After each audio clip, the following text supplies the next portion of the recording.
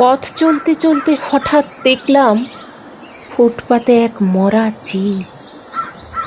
চমকে উঠলাম ওর করুণ বিভৎস মূর্তি দেখে।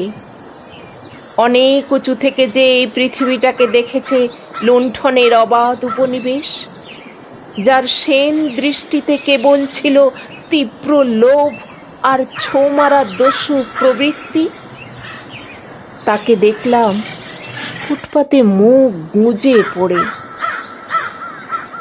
গম্বুজ শিখরে বাস করত এই চিল। নিজেকে জাহির করত সুতীক্ষ্ণ চিৎকারে।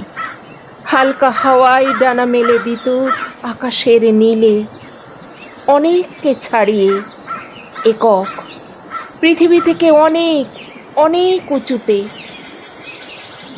অনেকে আজ নিরাপদ, নিরাপদ ইঁদুর ছানারা আর খাদ্য হাতে ত্রস্ত পথচারী। নিরাপদ কারণ আজ সে মৃত। আজ আর কেউ নেই ছো মারার। ওরই ফেলে দেওয়া উচ্ছিষ্টের মতো ও পড়ে রইল ফুটপাতে, শুকনো শীতল বিকৃত দেহে। হাতে যাদের ছিল প্রাণ ধারণের খাদ্য, বুকের কাছে সযত্নে চেপে ধরা, তারা জেগিয়ে গেল নির্ভয়ে, নিষ্ঠুর বিদ্রূপের মতো পিছনে ফেলে আকাশচ্যুত এক উদ্ধত চিলকে।